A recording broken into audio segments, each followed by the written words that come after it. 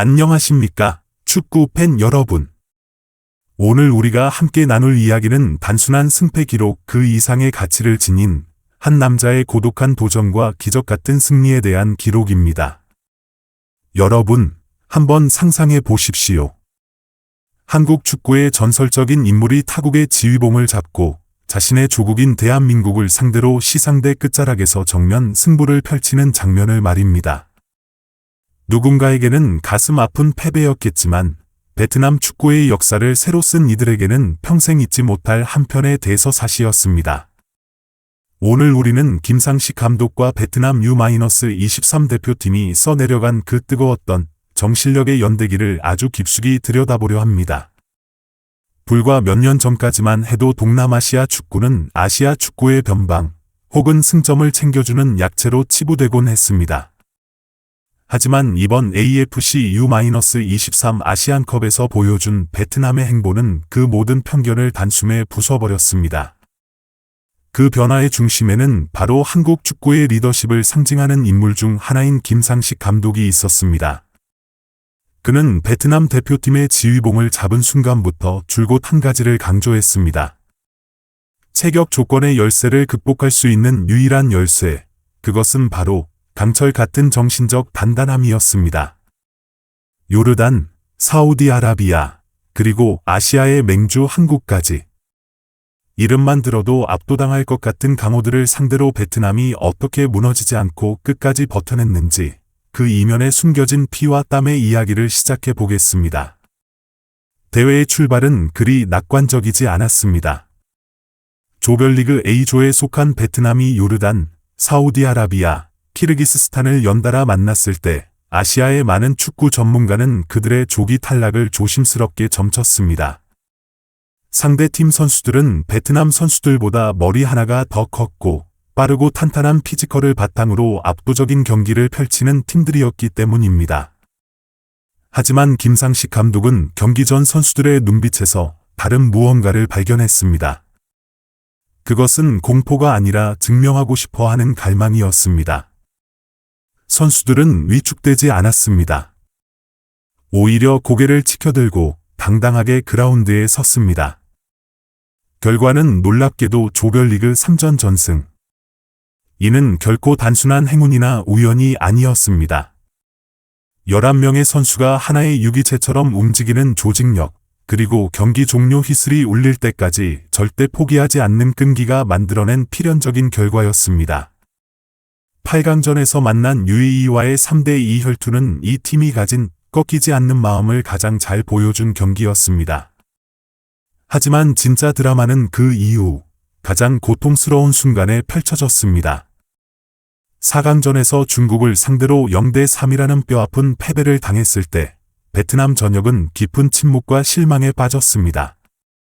김상식 감독 본인도 그 순간을 역사를 새로 쓸 기회를 놓친 인생에서 가장 아쉬운 순간 중 하나라고 회상할 만큼 충격은 컸습니다. 하지만 그는 주저앉아 있을 여유가 없었습니다. 바로 3, 4위전에서 기다리고 있는 상대가 자신의 조국이자 이민성 감독이 이끄는 대한민국 U-23 대표팀이었기 때문입니다. 한국과의 3, 4위전은 전술과 전술, 심리와 심리가 충돌하는 극한의 대결이었습니다. 객관적인 전력과 피지컬에서 앞서는 한국은 경기 시작부터 거센 압박으로 베트남의 골문을 두드렸습니다. 하지만 베트남 선수들은 마치 거대한 댐처럼 그 거센 물결을 몸으로 막아냈습니다. 김상식 감독이 입이 닳도록 강조했던 유기적인 협력 수비가 가장 빛을 발한 순간이었습니다. 한 명의 수비수가 뚫리면 어디선가 또 다른 선수가 나타나 그 빈자리를 메웠습니다. 체격은 작았지만 그들은 상대의 움직임을 그림자처럼 끝까지 추격했고 전술적 규율을 1초도 놓치지 않았습니다. 그들은 공을 뺏기 위해 뛰는 것이 아니라 동료의 실수를 덮어주기 위해 뛰었습니다. 정규 시간 2대2 무승부.